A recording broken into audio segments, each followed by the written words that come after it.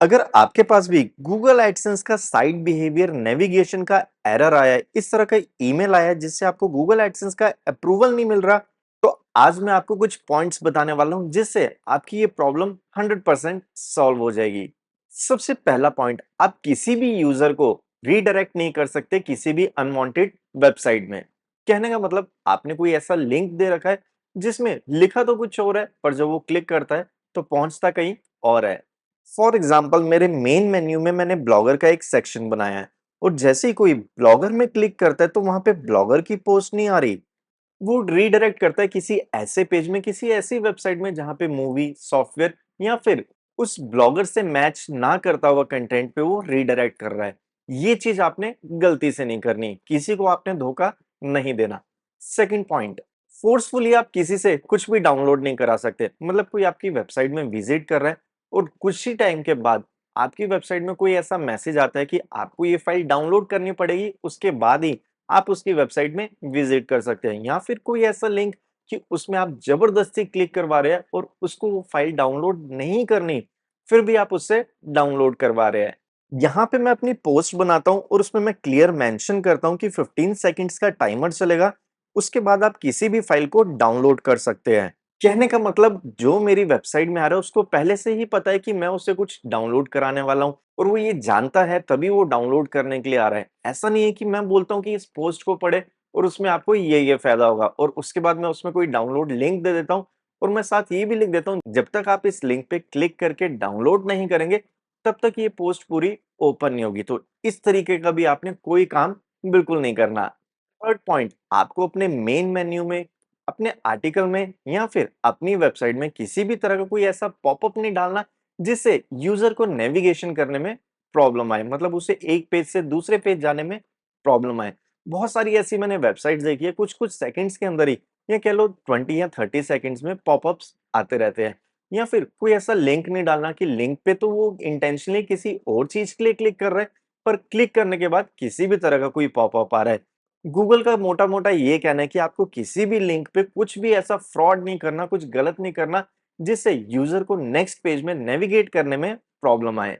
अगर यहाँ मैंने स्क्रिप्ट लिखा है और स्क्रिप्ट पे मैंने क्लिक करा, ये गूगल की एड्स है, इससे कोई इशू नहीं आएगा। तो स्क्रिप्ट से रिलेटेड ही सारी पोस्ट आनी चाहिए, किसी भी तरह का कोई पॉपअप नहीं आना चाहिए। अब चलते हैं अपने फोर्थ पॉइंट की तरफ।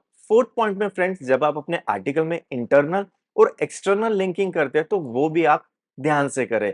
ऐसा नहीं है कि जो आपकी पोस्ट है वो एसईओ से रिलेटेड है और उसके अंदर आपने जो लिंक लगा रखा है वो किसी अपनी दूसरी पोस्ट का लगा रखा है जो एसईओ से रिलेटेड नहीं है। मतलब एक एसईओ की पोस्ट और उसके अंदर एफिलिएट मार्केटिंग का आपने लिंक लगा दिया, ये बिल्कुल गलत है। या फिर आपकी एसईओ की पोस्ट है और उसी से रिलेटेड आपने कोई नाम लिख दिया और जब उस पे कोई क्लिक करता है तो किसी दूसरी पोस्ट पे जाता है जो एसईओ से मैच नहीं करती।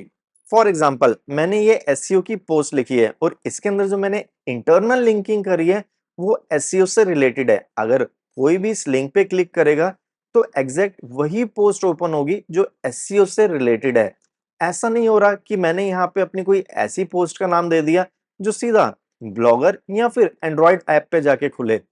या फिर मैंने लिखा है best free keyword research tool और जैसे ही कोई उसके ऊपर क्लिक करेगा तो वो इस पोस्ट में नहीं आएगा, वो डायरेक्ट किसी और पोस्ट में चला जाएगा। मतलब इधर नाम भी गलत लिखा हुआ है और इंटरनल लिंकिंग भी गलत करी है। जो लिखा है एग्जैक्ट वही पोस्ट ओपन होनी चाहिए, किसी और पोस्ट में नहीं जाना चाहिए। फिफ्थ पॉइंट, कभी भी आपने अपने यूजर से झूठा कमिटमेंट नहीं करना है। कहने का मतलब आप ऑनलाइन स्ट्रीमिंग कर रहे हैं या फिर कुछ डाउनलोड करा रहे हैं, आपने आर्टिकल लिख दिया, उसके नीचे डाउनलोड का लिंक दे दिया, स्ट्रीमिंग का लिंक दे दिया और जब यूजर उस पर क्लिक करता है तो ना तो कुछ डाउनलोड हो रहा है ना ही आप उधर ऑनलाइन स्ट्रीमिंग कर रहे हैं। तो ये जो लिंक्स होते हैं फ्रेंड्स, ये फेक लिंक्स होते हैं, फॉल्स लिंक्स होते हैं, इनको भी आपने अपने आर्टिकल में, अपनी वेबसाइट में कहीं पे भी ऐड नहीं करना।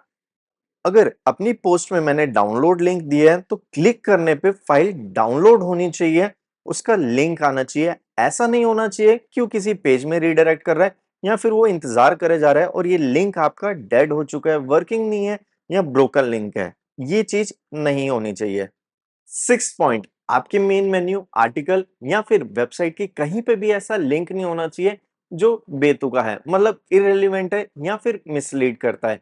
कहने का मतलब बहुत सारे ऐसे लोग लिंक डाल देते हैं जिसकी कोई सेंस नहीं बनती और उस लिंक पे जाने के बाद यूजर को ना तो उससे रिलेटेड उसे कुछ मिलता है या फिर जो उसका इंटरेस्ट होता है, जिस इंटरेस्ट की वजह से वो उस वेबसाइट में आया है, उससे रिलेटेड उसको कुछ भी नहीं मिलता।